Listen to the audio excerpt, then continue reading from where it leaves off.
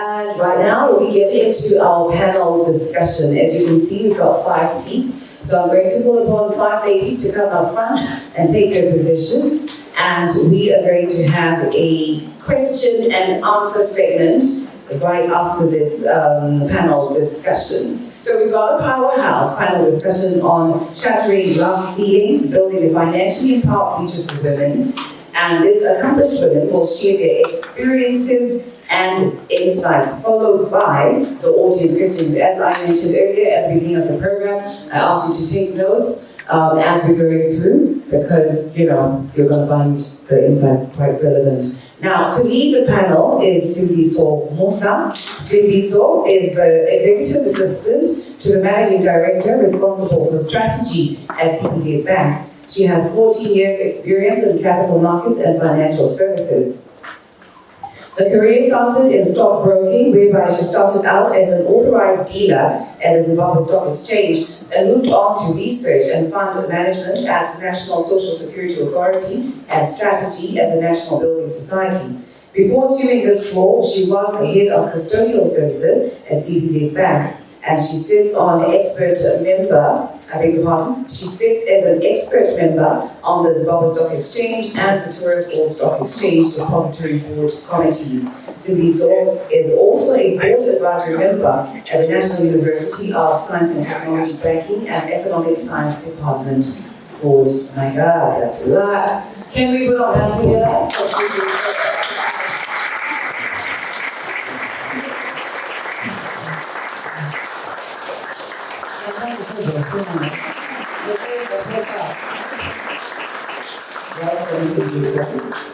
On the panel, we also have Charity Mtwazi. Charity is the Managing Director at Ascentium, formerly Delloite, Zimbabwe. Charity is the first Black female managing partner at Delloite, Zimbabwe. She has extensive experience in audit, financial reporting, as well as accounting. She's passionate about promoting the role of women in the accounting profession, and she is actively involved in her community. A round of applause for Charity.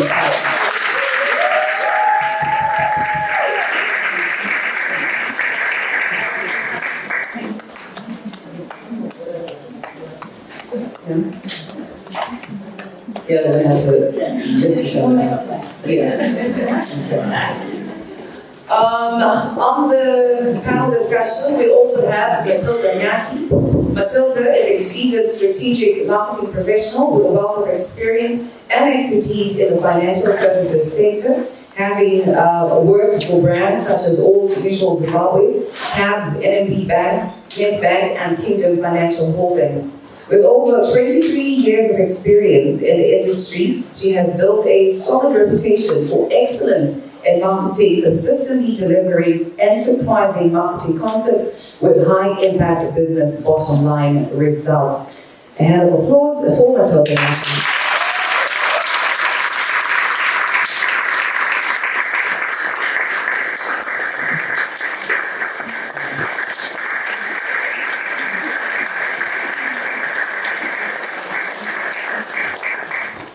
We also have Chipo Mafunga.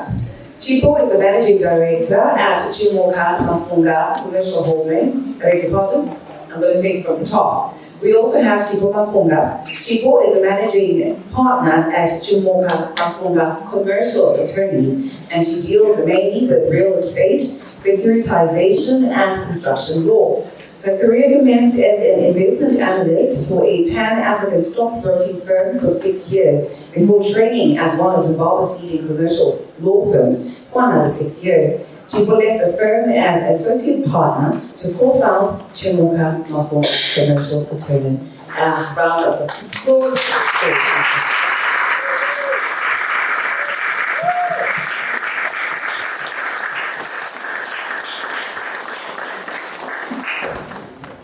Last but not least, we have Duduzile Shinya.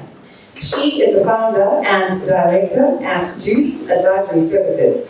Duduzile is a chartered accountant with a wealth of leadership experience, earning over 20 years in various sectors, including FMCG, financial advisory, and financial holdings in Africa Limited. PricewaterhouseCoopers Imara Capital, Amalgamated Brands, and Medical Investments Limited. She was admitted as a member of the Institute of Chartered Accountants in 2007 and has served on various boards, including Schweppes Zimbabwe Limited, Old Mutual Limited, CBZ Bank, Zimbabwe, and the ZITF Board. Mrs. Shinya served as the Chief Finance and Corporate Affairs Officer at the Zimbabwe Investment and Development Agency. A round of applause.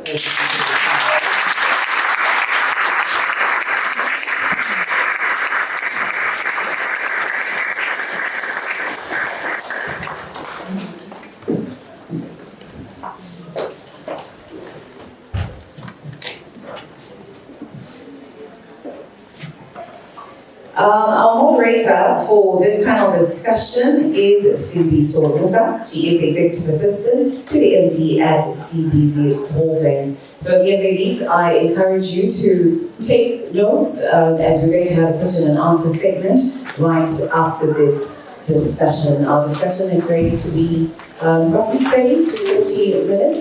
I'm sure the two guys have already explained how the microphones work. If you want to speak, then you just switch on them. So that means once you switch it on and the red light is on, then you're able to speak. However, you won't be able to switch on the red light at the same time if you speak at the same time. Over to you. Thank you. Okay, thank you, Tyra. Good afternoon, everyone. Good afternoon. Oh, great. I like the energy. So I'll start off this panel discussion by, I think, previous speakers, quite a number of them highlighted the importance of their faith in their journey. So I'll just kickstart with Revelation 12, verse 11, which says they conquered him by the blood of the Lamb and the power of the testimony. My point being, in this panel discussion, we're going to encourage our panelists to share their own experiences. There is power in testifying. Like Gloria said, that we have already shattered the glass ceilings. It's just a matter of moving in. So by immersing ourselves in these testimonies, we'll come out of this place stronger and more motivated to actually go and push through.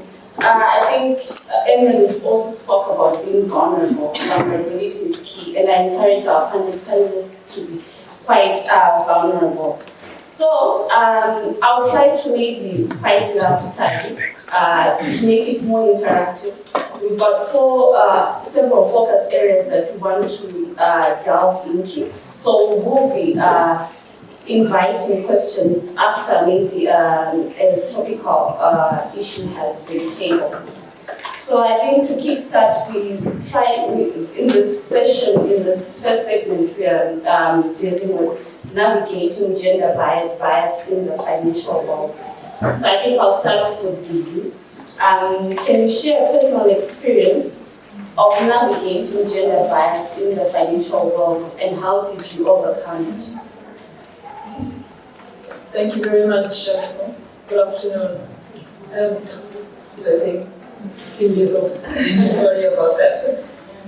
So I want to talk about an experience that I had maybe a couple of years ago when I was in India. I went to India specifically to raise capital for an infrastructure project that was supposed to take place here in Zimbabwe. And I had several discussions, there were workshops, I interacted with a lot of people, and we were invited for a dinner. And the final party, or the party that we wanted to actually invest with, or that we thought was more appropriate to invest in Zimbabwe infrastructure, was going to be at this event. So yes, I found my way to the event.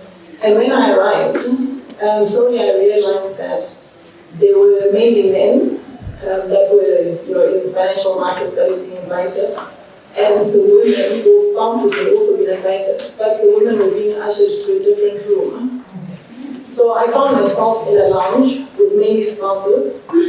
Yes, we had some really good interactions during that time, but I was in the wrong place. I couldn't seal the deal from where I was. So I spoke to one of the team members that I've been interacting with, who was part of the organizing committee, and I said to him, I think I've been ushered to the wrong place. I need to get outside. There was, where the deals were being made. And he said to me, no.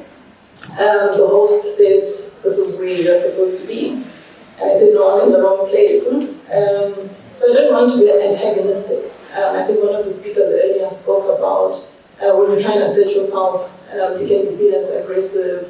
There are many labels that we've been given. I mean, Michelle Obama was given that label of being aggressive at some point during Obama's presidency. So I had to calm myself down, very quickly. And I said, well, I'm going to make my way to that room. So when no one was watching, I went to the PC engrossed, whatever it is, we were discussing. I just, quietly sauntered across into the room where the deals were supposedly being made. And when the host saw me there, he actually openly asked what I was doing there. And he was a man of power, and obviously, everyone would be watching for his body reactions. And he said to me, "Oh, are you sure you're in the right place?" And I said, "Oh, yes, definitely." And I continued, with the conversation. So it became very difficult and uncomfortable for him to then chase me away. And it was a pleasant evening after that, even though, yes, I did get some negative looks from the host. But, this is about, fighting the fight that you need to fight. I think General Sansui, in The Art of War, he said that you need to know your enemy in order to know how to fight. So we mustn't go into battle unprepared. We need to know that there are certain challenges that are out there in the market, and I think some of the earlier speakers have touched on these. We need to be prepared. We need to keep our ears and eyes open at all times so that we don't then fall into some of the pitfalls. Because we do want to leverage on every possibility that will take our careers forward. And also there's the young ones that are watching, and we need to be by example. Thank you so much.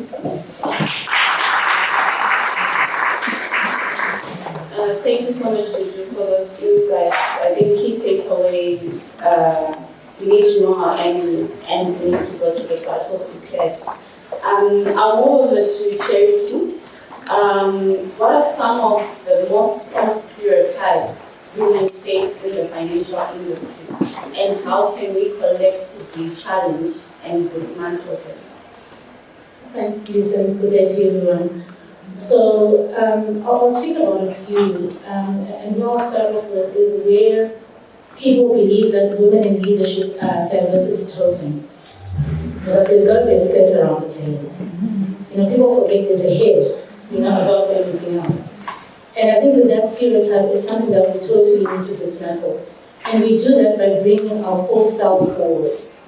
When I made managing partner, I had 6 other male partners who voted for me to take the position. I didn't bulldoze, I didn't kick and scream, I didn't do any kind of politics. But when I look at it now, I think it was for such a time as this.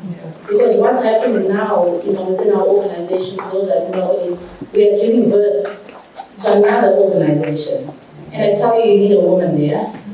You just need a woman there. And so, that stereotype to say that we are there just to fulfill a quota, that's a lie.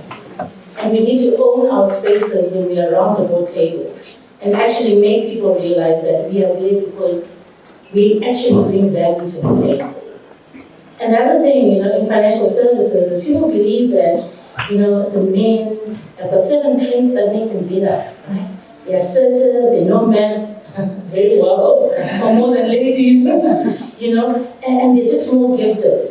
And that's just one thing that we need to disown. They feel that women around the table should be very timid, very respectful, and they are. If you're assertive, you're bossy, like they say, And I think it's one of those things that we need to own. We need to remain ourselves, authentically ourselves. Because what happens is you lose yourself in the process, and you try and make yourself be like the man. as Dudu was speaking, I thought about a story I often tell when I went into a room full of men. You know, the lady who makes tea brought the tray in front of me. Those that know me know I love my tea. I totally love it. And she set it there before me. You know, and then she said aloud, please serve tea. And I had these men older than me, wearing suits and very serious. And I said to the lady, as she was walking away, actually come back, you know, I'm not having tea today, so you can pass the tray along. You should have seen the look on their faces. Those men probably thought I said a swear word, but I didn't. I wasn't there to make tea, I just came to do a presentation, you know? And so I pushed the tray along, and as they had their tea, I was like, oh, I really wanted tea. But it was okay. You know, I achieved the objective because it needed to be very clear. And the last thing I'll speak about is that women are bad with money. Have you heard that before? Mm-hmm. You know, that impulsive shopping that happens in the background, etc. with some of us. But people take it into the corporate.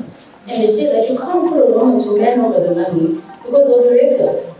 You know, women just can't take care of the money for the corporates. And that's one thing that the women in leadership need to do more to prove that we actually are capable. And not to step down because that's the stereotype put upon us. We actually need to forge ahead. If anything, those things give me energy. I'm like, I'm going to prove them wrong. I'm going to prove them wrong. And that's what we need to do. Because once one person succeeds, it's easier for everyone else. Thank you. Thank you so much, Charity. I think it's profound when speaker after speaker, a certain notion is being cemented or confirmed. But I really like the aspect, Nyathi and you shouldn't be relegated to the kitchen. Thank you so much, Charity. I'll move over to Matilda. What advice would you give young women entering the financial field on how to identify and address gender bias? Thanks, Elisa. Afternoon, ladies. So, you're young, you've achieved certain goals in your life. Maybe education-wise, you are now a technocrat, right? In your area. If you're a financial analyst, you've done academics, you've got a bit of experience, you probably have a mentor, that you're working with. But the journey is still quite long, okay? And you see all these women who have reached the ceiling and broken that glass ceiling, so to say, and you want to inspire, you want to get to where they are at. One of the key things that I'd encourage you to do is just to educate yourself. Okay? You never stop learning. The moment you stop learning, the moment we stop learning, is that moment where the mind, literally, the brain matter goes dead. Okay? And it does. Right? Now, I'm a marketer, just like Emily. We're creative people. Okay? At the moment I came in, I'm like, where are the flowers? How do we have, celebrating women, and we've got this amazing women's week, and there's no flowers. That's where my mind was going. How about, presenting it in such a place, in such a way that encourages and just brings out the whole positivity in women. But yeah, I understand because you were saying the budget was limited. The accountants did their thing and cut out the flower budget as they usually do. But as a marketer, sitting in the boardroom, and you see the CFO go through the monthly financial statements, or the annual, half year, you don't want to have a days to look, okay? On you, just because I'm a technocrat. If you want to talk about NPL, I want to know what it is. I shouldn't just be talking about the creative side of things, how the ads should be out of home versus, traditional marketing. No, I should actually be able to look at our CFO and say, how are we doing in this area? Okay, if you're in insurance, when I was in Old Mutual, they spoke. It was like a Buddhist school. Because the acronyms were intense, and I've been in banking quite a long time, and I come as CFO. So It doesn't mean you have to be a technocrat in every single area, in HR, in risk management, in IT, but know what is required as you're going on your journey. It's very, very important because people will believe you, they will trust you, and they'll know that you've got, knowledge about where the organization is at. And the last thing I just want to talk about, as you're growing on this journey, is to trust your abilities. Okay? Trust yourself. You don't need the next person to build that, with the confidence. It has to start with you. You've got a career path that you chose, right? Because maybe you're passionate about it, or you were pushed by your parents into going into a career. But trust your abilities. A lot of the time we second guess ourselves as women. Why? And just what I was talking about. Men sound more interesting, they sound more intelligent. And we think, oh no, I'm a CA as well, but I'm not as intelligent as, this other CEO. Look at this lady here and what she's achieved and what she's running currently. I mean, when I heard that Delloite, I was like, yeah, let them go. We've got homegrown solutions that are actually going to do the same thing. So,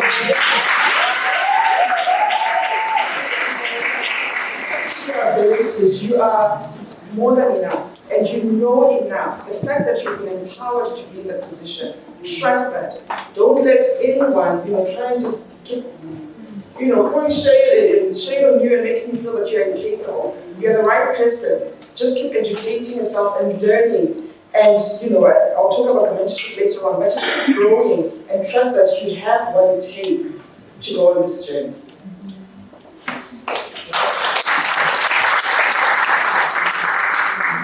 Thank you, Matilda. As you rightfully say, let's keep learning. So I would like to throw this to the audience. Has any of us in the audience experienced gender bias in their careers? And if so, how have you managed to navigate? And what advice would you also have for others? I'll give you 5 seconds to just recollect your thoughts, but if there's anyone who can share any incident or any experience with gender bias in their careers, it would be good for us to also learn from any bold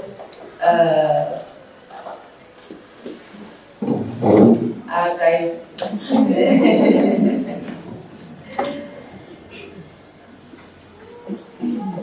Anyone? There's a hand here.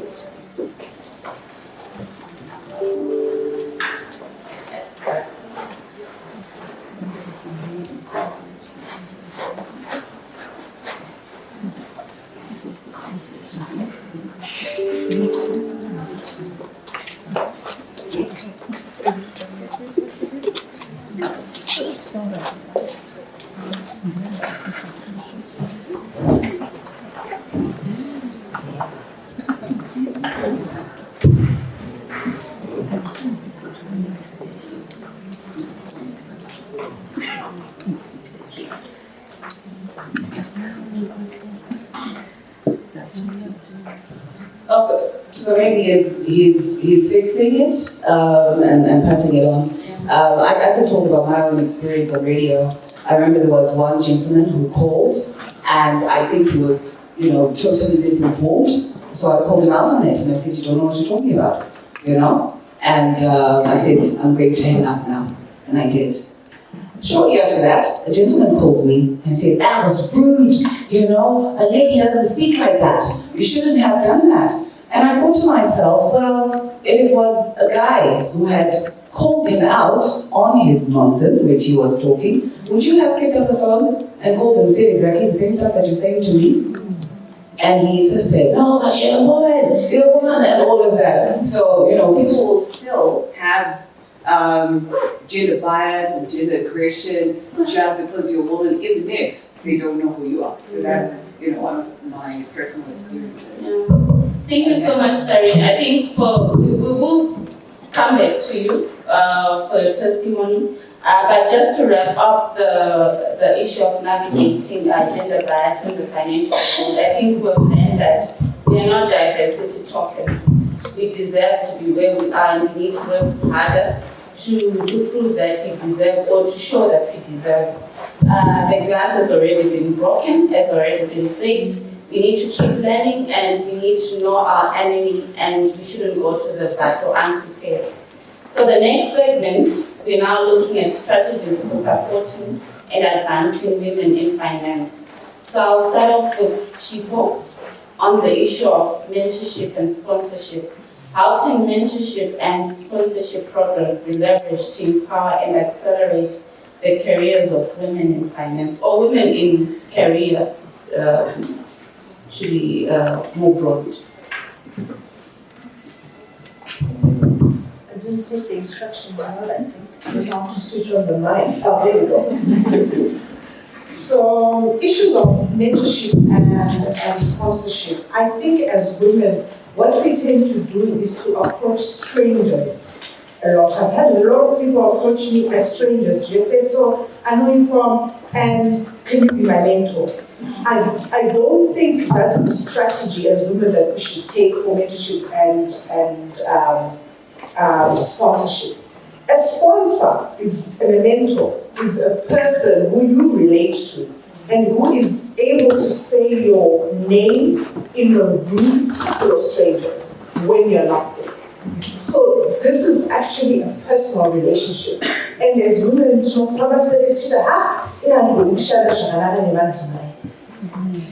that is a wrong attitude to have. You need to get a personal relationship with people who are able to speak your name in a room full of other people when you're not in it. They should know you intimately. So what you need to do is to identify people who do well in things that you want to do also, and you go to them and you start developing a relationship, not just an out of the blue scenario. You develop a relationship with them, you ask to join them to meetings, you talk to them, have coffees 3-4 times on your bill until they open up to you as well and they start investing in you.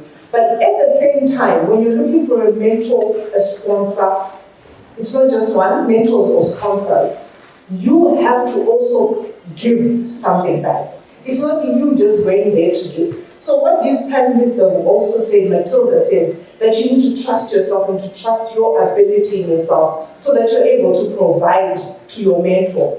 I'll give a personal example. My mentor sponsor is a lady who's been a CEO in quite a few companies. And when I approached her, I said to her, I know your daughter is at University of Cape Town. I was at University of Cape Town. She's going to University of Cape Town. I can be her mentor and just show her the ropes and stuff like that. And she had a crisis that she had a very important meeting that she had to attend in another country, and her daughter was going for the first time to University of Cape Town. And I said to her, I can go with your daughter. And for me, that was a strategy. I was very favorite. At the time, I couldn't afford it, but because I needed this lady as my mentor and to trust me, I gave in and I invested in it. Now, wherever she goes, if somebody needs to sit on the board, she will recommend my name. Now I have to say to her, Emma, I'm overextended. I am done. Can you hold on? But it's because I took the time to invest in her that she also takes time to invest in me. So when you're looking for sponsors and mentors, your strategy is to invest in them and create intimate relationships with them so that they're able to talk about you in the right places.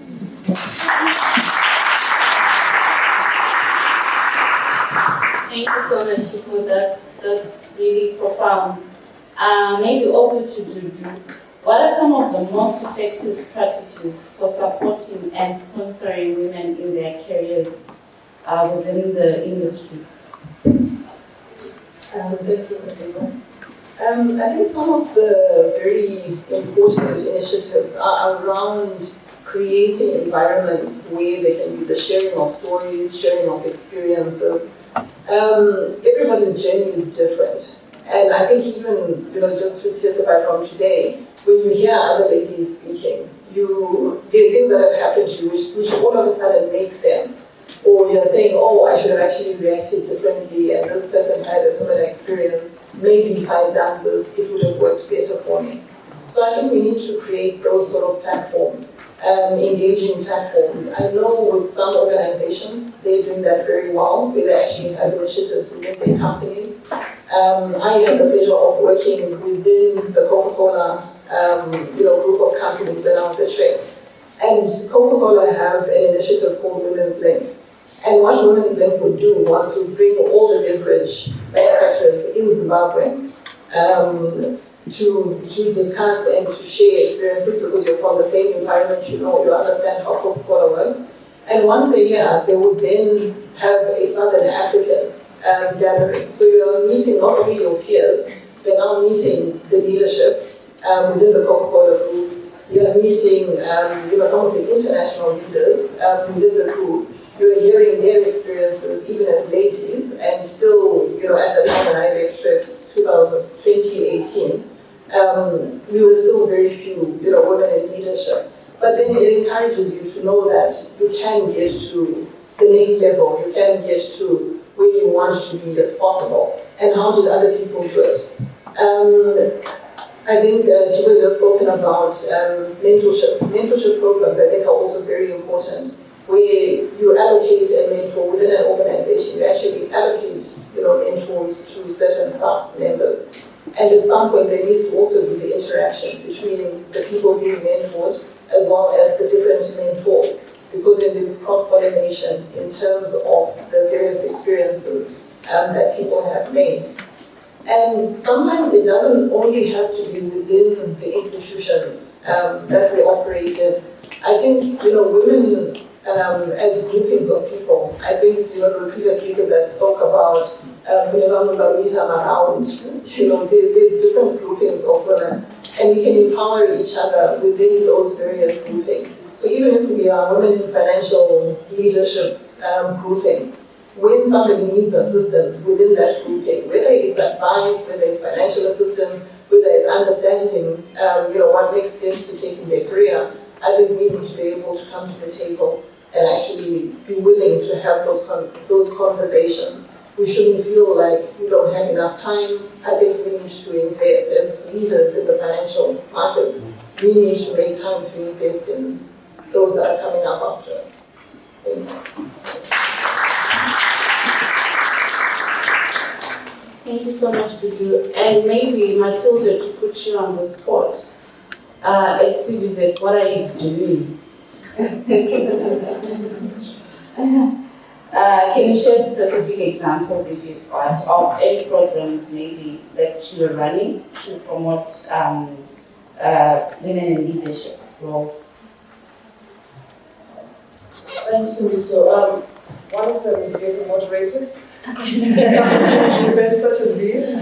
But it's a great question. And for me, it's been such an honor and a privilege to work for a company, not just one, but obviously looking at CBZ, where the EXCO ratio is 50 women and 50 men. That has got to be the most powerful decision that our CEO took to ensure that there is as much men as there is as much women in this decision-making platform. And I've worked for another company where it was very, very similar. And I've seen the effects and the benefits of just making just that one particular decision. Because as women around the table and decisions are being made, you also think about other women, right? You think about how it affects you as a woman. And so if a decision is being made that is not popular, for the women in the group or the bank, whatever it is, you have the voice, you're given basically the opportunity to stand up and say something about it. Now, sometimes it happens by chance, that they just recruited more women. Sometimes it's a deliberate strategy that they actually do. But what I would say is look at your organization, where you have women representing at the highest levels, be it in the exco or whatever decision making. Don't just look at them and say, I want to be like them. Use them for decision making. Use them to stand up, for issues that affect women. So that's one of the things that CBZ has done. And then obviously mentorship programs that are taking place, around the group, where women have the opportunity just to reach out to other women and learn and grow, study further, whatever it is that is required. Leadership development workshops are very, very key, and if you don't have them in your organizations, try and push a lot for them, because we're so bogged down with business as usual, right? You've got targets that you need to be meeting, you've got, meetings and reporting that you have to do. But at the end of the day, you need to keep sharpening that, yourself. You need to keep making sure that you're growing, you're improving, you're learning, you're acquiring new knowledge. So these development workshops for me have helped a lot. Okay, not just in my line of expertise, but to grow and understand, the psychology of being a leader, the psychology of being a woman, and how I'm to navigate through that. So yeah, just a lot of these development programs that we've had have really, really helped at CDZ. And above all, just being confident when you're given a position of authority, whether it's, you're not a sales manager, represent the women well, okay? And I'm just proud to say the women in CDZ, sometimes you can't tell, are they an executive or are they, a sales manager or whatever it is, because the empowerment that we have received have really helped us to say, I believe in who you are. So I'm really grateful, obviously, to the leadership there, and I pray that, you also have those journeys where your leadership, your CEOs, men or women, push these various agendas. So thanks. Thank you so much, Matilda. And maybe to the floor, how many of us have got mentors? By show of hands, how many of us have got mentors? Okay. Quite a number to have. So if I may ask, for those that do not have, what sort of challenges are you facing if you have been, let's say, intentional about getting a mentor? What sort of challenges are you facing in trying to find a mentor, a sponsor? Anyone? Yes.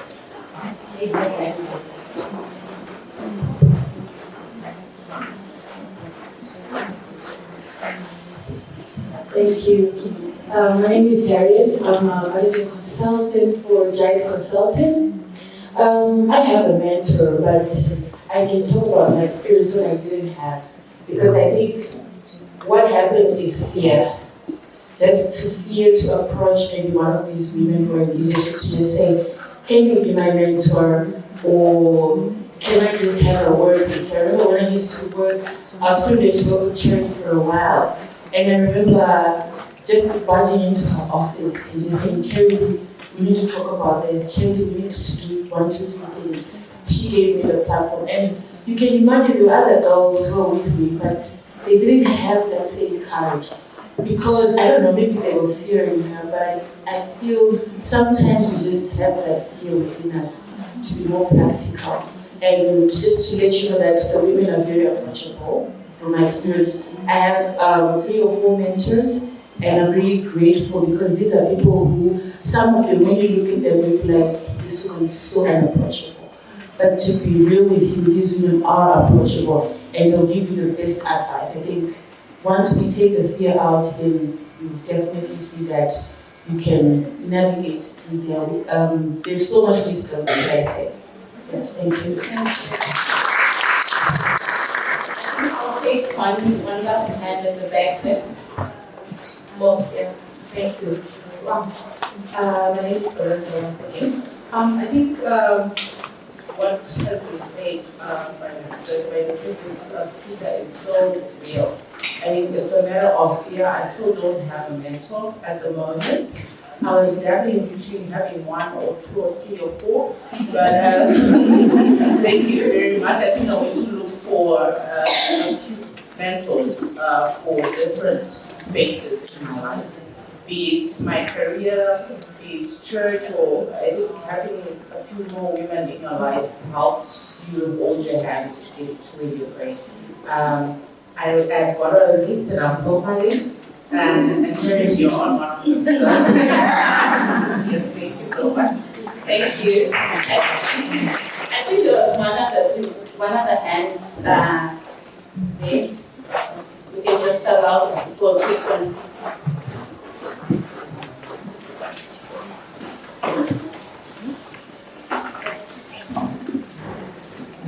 Thank you. Tinashe Mukoli. I work at Accent and Comedy Delloite. So for me, it's largely been, so I have people that I've spoken to that they're supposed to be my mentors. It's my dad, then a lady that I previously worked with. But the major challenge, honestly, has just been the time. I am a new mom. I am trying to navigate, trying to get my promotion because I'm working in an audit firm, trying to be a mom, and I'm still a fairly new wife. I'm still trying to figure out life. And trust me, it takes a lot. Because I have to put in the hours for me to get the promotion. I also have to put in the hours to be a good mom. Well, you know, I can which is different. But it's mostly the time with some of these professions. But I have been fortunate to get sort of on the spot mentorship. You've got people who actually come up to you who are your bosses, who say, for example, 2 admin roles that were assigned to me, I had partners mention my name, that I think you should consider doing this. You seem passionate about this area. Try and do it. So my encouragement to all of us is that sometimes when you are mentioned for things that someone has identified you for and thinks you are potentially able to do, even if you feel like you will doubt yourself, I definitely did. But what do you lose by doing it? Give it a try, because that's how you get opportunities into certain rooms that your name would not have been mentioned, by merely just making yourself be present and going, because they are bringing you in and they know that there is a lot of work that needs to be done. But that confidence to just think that maybe you are able to do it, for me is a big opportunity that we should all take advantage of.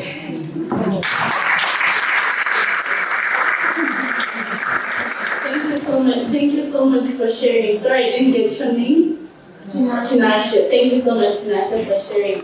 I think we'll now need to wrap up our discussion. And our closing segment is just focusing on inspiring the next generation of financial leaders. So I'll just ask for parting shots from our panelists, starting with Charity.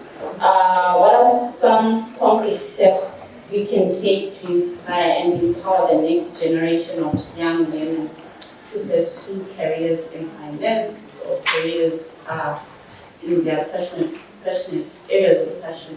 Thank you. I think there are certain things that we need to do, but the first thing is we have to be deliberate. Nothing happens by chance.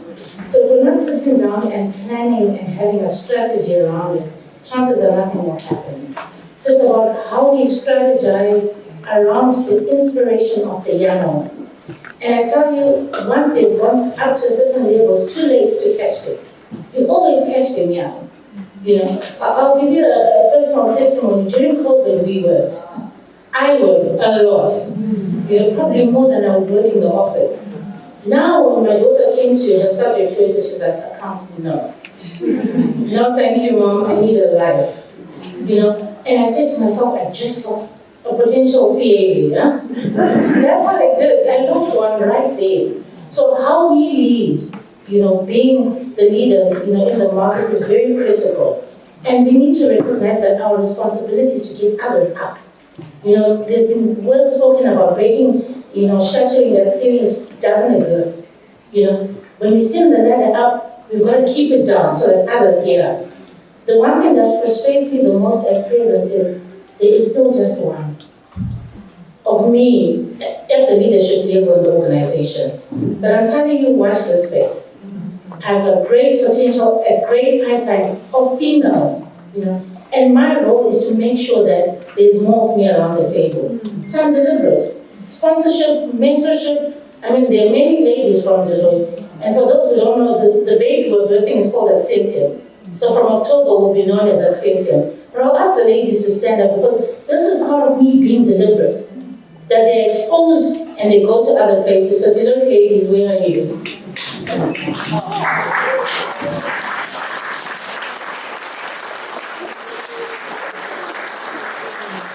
Because amongst them are the future leaders.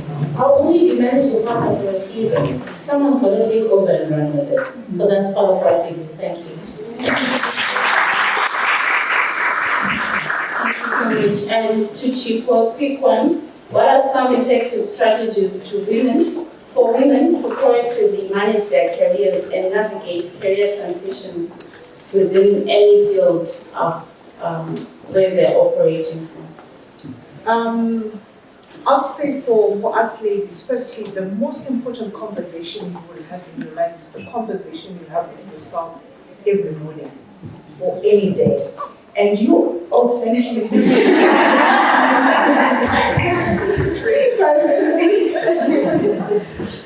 And if you cannot converse with yourself and encourage yourself each day, no one else will, and no one else is coming to rescue you. So you must be deliberate, like what Charity said, with your conversations each day that you have. You will be the only person who can encourage you. And then the second thing, be a thermostat, not a thermometer. A thermometer reacts to the environment, high or down. A thermometer is the one that determines how the environment is. So you should always be a thermostat. You are the one who determines the environment that you're in. And then I think thirdly, it's just for women to give each other grace. We judge each other so much. Just give each other grace. Just give each other grace and make it to a point that at some point in your life, no matter where you are, you're carrying someone with you.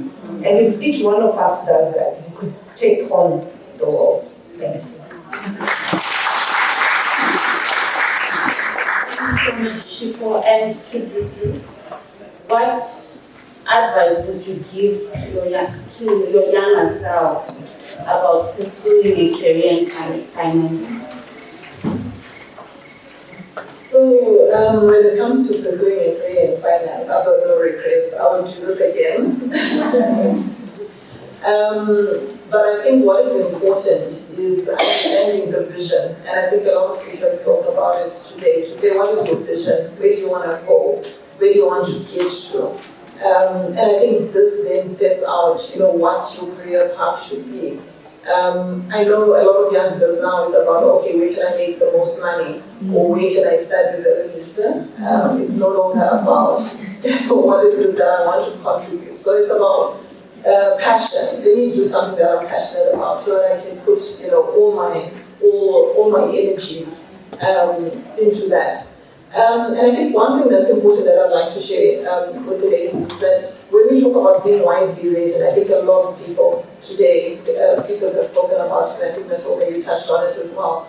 When we speak about being widely read, it's not only to open our minds, educate ourselves so that we can present in meetings, grow our careers, but it's also to understand what is out there. Because if you dream, and you're only dreaming based on what you know, you've limited yourself completely.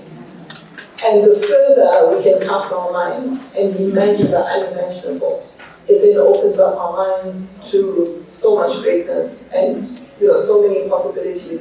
And I think we need to do that so that we can also do that for future generations to come. Thank you. Thank you. And lastly, to Matilda, how can women in leadership positions serve as role models and mentors to inspire the next generation?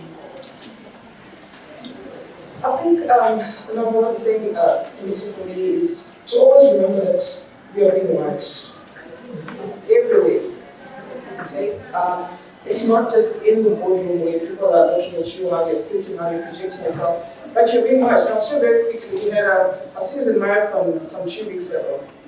And we had a bit of a crisis, okay, with collateral, plus race pack, collection day, and our HR had given us some seeds. We call them seeds. These are students of attachment, actually. Amazing, amazing group of people. And they were looking at us, and we didn't have enough t-shirts to give out. And so I just looked at them and said, you know what, guys, it's not going to be easy. We're going to start in 2 hours. You're going to face the most difficult, community, the Rwanda community. They demand their race packs, because these guys are very disciplined. So everything about them has to be done correctly. But you know what? You're going to talk to them in a way that will calm them, in a way that will ensure that, if they don't get the right size t-shirt, tomorrow they'll come back and our supplier hopefully will have delivered. So we are entrusting you to set the tone for this marathon. 2,000 people have registered. So please, give it your best. You're going to get a whole lot of bad feedback and so forth. And then I left them. I came back, after about 2 hours, and they were like, whoo, this community is very difficult, okay? And I was like, great job, guys. You guys are awesome and you're doing great. I left. There was someone who was watching me as I was talking to them. And a young guy, very, unassuming, comes to me and says, I don't know who you are or what you do here, but you're a leader, right? And I said, well, if you want to call me that, it's okay. But I get paid to do the job. And he says, how do you do that? How do you instill, a group of people who are obviously going through a lot with learning new things and how they need to deliver? How do you do that? And as he was talking to me, I kept getting disturbed. So I'll hold him a second and do what I needed to do and come back to him. His patience was amazing. And he had a list of questions that he wanted to ask me. Like, did someone send you to talk to me? But what it just helped me realize is that you're always being watched. Okay? Whether you're in the work format, whether you're on social media, whether you're at church, people watch you, they watch your demeanor, they watch your decision-making capabilities. Make it count. Okay? And how to do that is just like being authentic. So don't take off a wig and say, oh, now I can be myself, and then brain terror or whatever it is. Just, if that's what you do at work, then do that at home as well. Be authentic. Never ever forget that, people are watching, and people who want to emulate and grow and go on their journeys, they need you to always be exemplary. Whether you're having a good day or a bad day, just remember you're always being watched, and it means a lot to other people.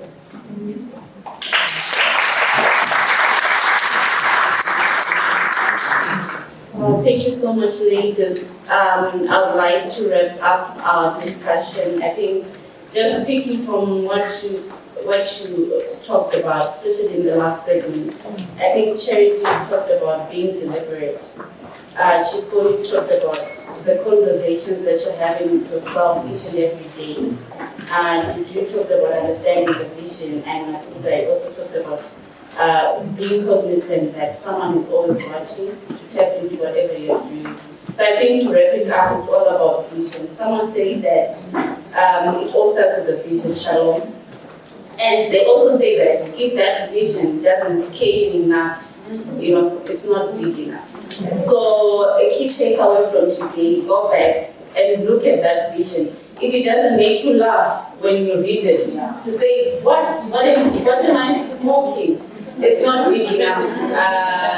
Reach higher, just go out and start from there. Let's revisit our visions and let's be deliberate about our visions. Thank you so much and have a pleasant day.